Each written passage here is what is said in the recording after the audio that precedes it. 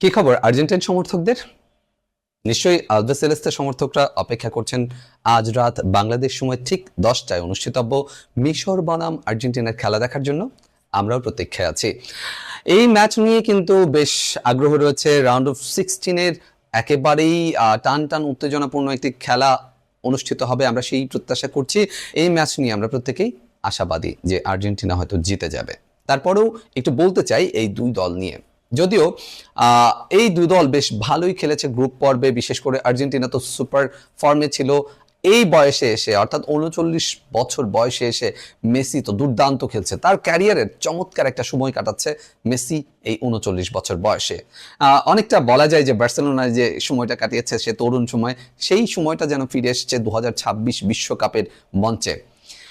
Group পর্বে Argentina আলজেরিয়াকে 3-0, অস্ট্রিয়াকে 2-0 এবং জর্ডানকে 3-1 গোলের ব্যবধানে হারিয়ে নিখুঁত 9 পয়েন্ট নিয়ে তারা শীর্ষে ছিল গ্রুপ পর্বে। এবং পরবর্তী সময়ে তাদের কিন্তু বেশ বাজে একটা সময় কাটাতে হয়েছে কেপ ভার্দের বিপক্ষে। কেপ ভার্দে এবারের বিশ্বকাপে একটা অঘটন, কেপ ভার্দে এবারের বিশ্বকাপে একটা জ্বলে ওঠা স্ফুলিঙ্গ। তারা স্পেন, অর্থাৎ যে স্পেনকে বলা হচ্ছে এবার বিশ্বকাপ দাবিদার বা বলা যায় যে বিশ্বকাপ জেতার যে দলগুলো রয়েছে তাদের মধ্যে অন্যতম একটি, সে স্পেনকেও কিন্তু নাকানি চুবানি খাইয়েছিল। সুতরাং বলা যায় কেপ ভার্দে একটা অঘটন ঘটাতেই যাচ্ছিল এবং সেই অঘটন থেকে রক্ষা পেয়েছে আর্জেন্টিনা। একেবারে খেলার প্রায় শেষ দিকে গিয়ে আত্মঘাতী একটা গোলে 3-2 গোলের ব্যবধানে আর্জেন্টিনা ম্যাচটা জিতে নেয় এবং রাউন্ড অফ 16-এ অংশগ্রহণ করার যোগ্যতা অর্জন করে।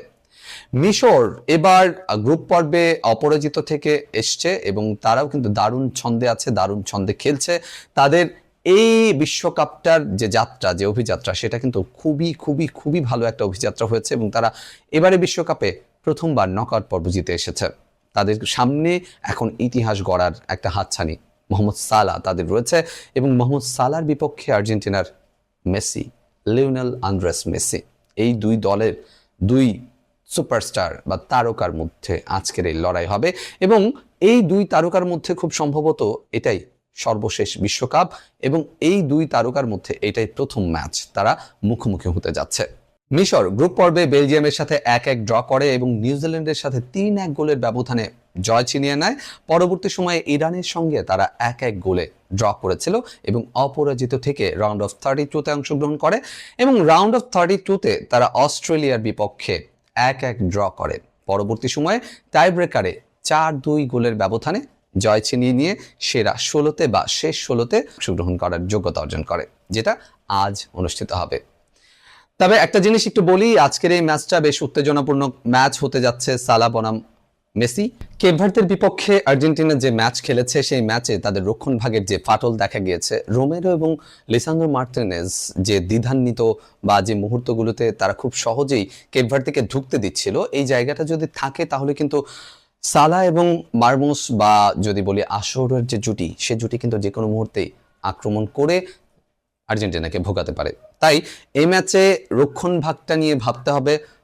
স্ক্যালোনিকে, আলমাদা এবং মোলিনাকে বাদ দিয়ে মন্টেল এবং পারদেসকে এই ম্যাচে খেলানোর একটা সম্ভাবনা আছে। যদি স্ক্যালোনি তার জায়গা থেকে না সরেন তাহলে হয়তো দেখা যাবে না, তবে এই ম্যাচে অবশ্যই স্ক্যালোনির বেশ কিছু পরিবর্তন ডেফিনেটলি দেখা যাবে, কারণ স্ক্যালোনি সেই মানুষ, সেই ট্যাকটিক্স বা সেই পরিকল্পনা নিয়ে খেলেন। তিনি পরিবর্তনটাকে অবশ্যই গ্রহণ করেন, নিজে পরিবর্তন করেন।